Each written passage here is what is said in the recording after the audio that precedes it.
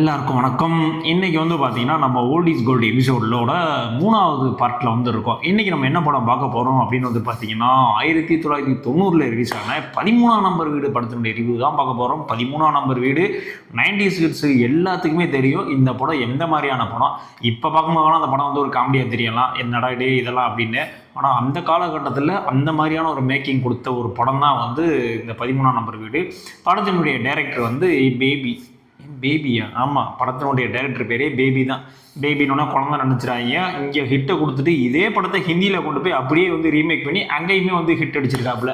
ஒரே ஒரு ப்ராஜெக்ட்டு, ஆனால் டபுளாகவும் பார்த்துருக்காப்புல. ஆக்சுவலாக 1990ல் வந்த ஒரு மிகப்பெரிய ஹிட் படம் தான் இந்த 13ஆம் நம்பர் வீடு. ஆக்சுவலாக இது இந்த உருவம் பட அளவுக்கு ரொம்ப அந்த ஒரு வல்கராக கொஞ்சம் வயலன்ஸாக இருக்குமான்னு கேட்டால் அந்த அளவுக்கு இருக்காது. ஆனால் உங்களை ரொம்பவுமே பயமுறுத்தக்கூடிய ஒரு படமாக இந்த படம் இருக்கும். படத்தினுடைய கதை ரொம்பவுமே சிம்பிளுங்க. அஸ்யூஷுவல் அந்த பங்களாக்குள்ள ஆள் இருப்பாங்க. அந்த பங்களாருக்கு ஒரு ஆளாக சாவாங்க. எதுக்கு சாகுறாங்க, அந்த பேய்க்கு என்ன வேணும், என்ன கதை, அந்த பேய்க்கு முன்னாடி இருக்கிற ஃப்ளாஷ்பேக் என்ன அப்படின்றதான் படத்தினுடைய உண்மையில ஸ்டோரி. ஆக்சுவலாக அந்த படத்தில் நிழல்கள் ரவி நடிச்சிருப்பாங்க, லலிதா குமாரி, ஜெய்சங்கர் எல்லாம் நிறைய பேர் நடிச்சிருப்பாங்க. ஆக்சுவலாக ஜெய்சங்கரோட ஆக்டிங்கு இந்த படத்தில் தரமாக இருக்கும். ஏன்னா அந்த அளவுக்கு ஒரு ஒருத்தன ஆக்டிங் கொடுத்துருப்பாப்புல. அவர் பயப்படுறது நம்மளுக்கே பயத்தை ஏற்படுத்தக்கூடிய அளவுக்கு இந்த படம் இருக்கும். அது மட்டும் இல்லாமல் படத்துக்கு ஒரு இன்ட்ரடக்ஷன் ஒன்று கொடுத்துருப்பாங்க.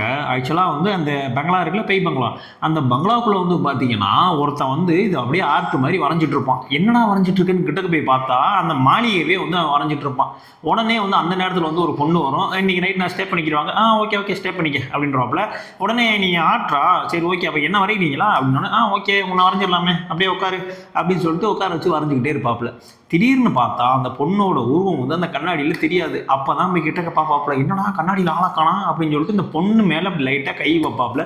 பொண்ணு திரும்ப அப்போ ஒரு மேக்கப் ஒன்று போட்டிருப்பாங்க, பயங்கரமாக இருக்கும். அப்படியே அந்த இடத்துல தான் டைட்டில் வரும், 13ஆம் நம்பர் வீடு அப்படின்னு. ஸோ இன்ட்ரோ சீனே ரொம்ப பயங்கரமாக கொடுத்துருப்பாங்க. இங்கே படம் பாருங்கள், யூடியூப்பில் தான் இருக்குது. ஸோ ரொம்பவுமே தரமான படம். அது மட்டும் கிடையாதுங்க, இந்த படத்தில் டேரெக்டாக அப்படியே ஹாரர் கார்மெண்ட் அப்படிலாம் காட்டியிருக்க மாட்டாங்க. ஸோ பேய் வரப்போகுது அப்படின்ற மாதிரியான விஷயத்தை உங்களுக்கு முன்கூட்டியே தெரிவிக்கிற மாதிரியான சில விஷயங்கள் நடக்கும். அந்த சின்ன சின்ன விஷயங்கள் நடக்குதுல்ல, அதெல்லாம் நடந்து அந்த எண்டில் போகும்போது தான் அந்த ஹையில் அந்த ஒரு ஹை பிச்சில் தான் பேயை காட்டுவாங்க. ஸோ அந்த சின்ன சின்ன அந்த விஷயங்கள்லாம் இருக்குல்ல, அதெல்லாம் கடந்து போகிறப்ப ரொம்பவுமே பயமாக இருக்கும். அந்த பயத்துக்கு மிக முக்கியமான காரணம் யார் அப்படின்னு பார்த்தீங்கன்னா, மியூசிக் டைரக்டர் சங்கீதராஜன். ஆக்சுவலாக அந்த படத்துக்கு இளையராஜா தான் மியூசிக் அப்படின்னு நினச்சிட்டு இருந்தேன், உருவம் படம் மாதிரி. ஆக்சுவலாக அதெல்லாம் இல்லைங்க, சங்கீதராஜன் சொல்லிட்டு ஒருத்தர் மியூசிக் போட்டிருக்காரு. ரொம்பவுமே அது அருமையாக இருக்கும். ஒவ்வொரு சீனையும் அந்த சவுண்டு குவாலிட்டி அந்த அளவுக்கு ஒர்த்தாக இருக்கும். அந்த மியூசிக்கோடு சேர்ந்து அந்த சவுண்ட் டிசைனிங்கும் சேர்ந்து ஒரு அருமையான ஒரு எப்படி சொல்கிறது, ஒரு பயத்தை நமக்கு கொடுத்துருப்பாங்க. அதுவும் மெயினாக பார்த்தீங்கன்னா ஜெய்சங்கர் பார்த்தீங்கன்னா அந்த ஒரு ஃப்ரிட்ஜுமா இருக்கும். அந்த ஃப்ரிட்ஜுக்கிட்ட பார்த்தீங்கன்னா அந்த ஒனிடா தலையில் இருக்க அந்த பொம்மை இருக்குன்னா கொம்பு வச்சு, ஸோ அந்த பொம்மையை அடிக்கடி காட்டிக்கிட்டே இருப்பானுங்க. அந்த படத்தில் அதாவது அதில் ஒரு ஷேடு மாதிரி போகும். இந்த கலரில் வந்துச்சுன்னா பேய் உள்ளே இருக்குது, இந்த கலரில் வந்துச்சுன்னா பேய் அதில் இல்லை அப்படின்னு சொல்லிட்டு பொழுதன்னைக்கு அந்த பொம்மையவே காட்டிட்டு இருப்பானுங்க. ஆக்சுவலாக 90s இருந்த கிட்ஸுகளுக்கெல்லாம் தெரியும். அந்த ஒனிடா பொம்மையை பார்த்தாலே அந்த காலகட்டத்தில் ரொம்ப பயமாக இருக்கும். ஏன்னா அந்த அளவுக்கு அந்த 13ஆம் நம்பர் வீடு அந்த ஒனிடாவுக்கு அவ்வளோ ப்ரமோஷன் பண்ணி வச்சிருக்கு. அந்த அளவுக்கு பயத்தையும் ஏற்படுத்தி வச்சிருக்கு. ஸோ நம்மளால் ஜெய்சங்கர் போய் என்னடா இது ஒரு ஒனிடா மண்டை மாதிரி இருக்கேன்னு சொல்லிட்டு லைட்டாக ஓப்பன் பண்ணுவார். உள்ளே பார்த்தா உள்ள ஒரு வீடே இருக்கும் தனியாக. ஸோ அப்போ உள்ளே போயிட்டு வருவார். அப்பயுமே ஆள் இறந்து போயிடுவாங்க. ஸோ இந்த மாதிரி ஒவ்வொருத்தாளாக அந்த வீட்டில் இறந்துக்கிட்டே இருப்பாங்க. ஃபைனலாக நிழல் ரவி தான் கண்டுபிடிப்பார் என்ன நடந்துச்சு ஏது நடந்துச்சு அப்படின்னு. ஆக்சுவலாக அதுக்கு அந்த பேய்க்கு ஒரு சின்ன ஃப்ளாஷ்பேக் மாதிரி கொடுத்துருப்பாங்க. ஸோ அந்த ஃப்ளாஷ்பேக்கு ஓரளவுக்கு ஏற்றுக்கொள்ளும்படியாக இருக்கும். இந்த காலகட்டத்தில் இதெல்லாம் ஒரு ஃப்ளாஷ்பேக்கடா அப்படின்றலாம்.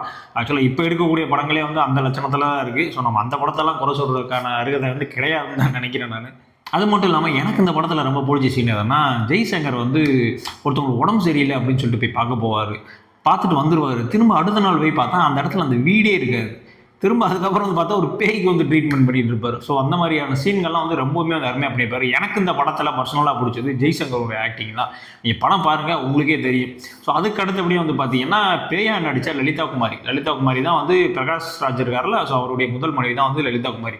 ஸோ அவங்களுடைய ஆக்டிங்குமே தரமாக தான் இருக்கும். ஸோ பேயினோடனே ரொம்ப அப்படியே கொடூரமாலாம் இருக்காது. அந்த காலகட்டத்துக்கு ஏற்ற மாதிரி அந்த பவுடர்கள்லாம் அடித்து அந்த மாதிரி இருக்கும். நீங்கள் கிளாமராக இருக்குமான்னா அரண்மனை பேய் மட்டும் தான் கிளாமராக இருக்கும். அந்த பேயெல்லாம் கிளாமராக இருக்காது, நார்மலாக தான் இருக்கும். ஆனால் நீங்கள் மிஸ் பண்ணவே கூடாத ஒரு ஹாரர் படம் அந்த படம். நீங்கள் இது வரைக்கும் பார்த்தது இல்லை அப்படின்னா கண்டிப்பாக வந்து ட்ரை பண்ணுங்கள். நீங்கள் 90s கிட்ஸாக இருந்தீங்க, நான் ஆல்ரெடி பார்த்துருக்கீங்க அப்படின்னா கண்டிப்பாக அந்த படத்தை இன்னொரு தடவை வந்து ட்ரை பண்ணுங்கள். ஒவ்வொரு தடவை பார்க்கும்போது ஒவ்வொரு அனுபவமாக தரும். ஏன்னா அந்த அளவுக்கு வந்து ஒரு தரமான ஸ்க்ரீன் பிளே வந்து கொடுத்துருப்பாங்க. ஆக்சுவலாக வந்து பேய் படங்கள் எல்லாமே வந்து ஒரே கான்செப்ட் தான். பங்களாக்குள்ளே போகணும், ஒரு ஆளாக சாவாங்க, ஏன்னு கண்டுபிடிப்பாங்க. ஸோ அதுக்கு இடையில ஒரு ஸ்க்ரீன் பிளே பண்ணுவாங்கல்ல, ஸோ அந்த ஸ்க்ரீன் பிளே தான் வந்து இங்கே பக்காவாக வந்து கிளிக் ஆகிருக்கும். இந்த படத்தினுடைய சக்ஸஸுக்கு முக்கியமான காரணமே வந்து அந்த ஸ்க்ரீன் பிளே தான். ஒரே மாதிரி வீட்டுக்குள்ளேயே காட்டாமல் வீட்டுக்குள்ள கொஞ்சம் சீன்ஸ் நடக்கும், திரும்ப வெளியில் வந்து டிஎட் படுவாங்க, வெளியில் ஒரு சீன்ஸ் நடக்கும். ஸோ அந்த மாதிரி ஒரு குலாபாக தான் வந்து அந்த ஸ்க்ரீன் பிளேவே வந்து எழுதியிருப்பாங்க. ஸோ ரொம்பவுமே அருமையான படம். ஸோ இந்த வாரம் ஓல்ட் இஸ் கோல்டில் நம்ம சஜஷன் பண்ணுற படம் இந்த 13ஆம் நம்பர் வீடு. ஸோ கண்டிப்பாக மறக்காமல் இந்த படத்தை வந்து வாட்ச் பண்ணுங்கள். அதுக்கப்புறம் இன்னொரு முக்கியமான விஷயம் என்ன அப்படின்னா, நம்மளோட சேனலை சப்ஸ்கிரைப் பண்ணிங்க. நிறைய பேர் பார்க்குறீங்க, ஆனால் யாரும் சப்ஸ்கிரைப் பண்ண மாட்டீங்க. நம்ம சேனல் பெரிய சேனல்லாம் கிடையாது, சின்ன சேனல் தான். நீங்கள் சப்போர்ட் பண்ணால் தான் நம்மளுடைய சேனல் வந்து மென்மேல் வரணும். ஓகே, இதே மாதிரினே அடுத்த ஒரு வீடியோவில் வந்து சந்திக்கிறேன். பை.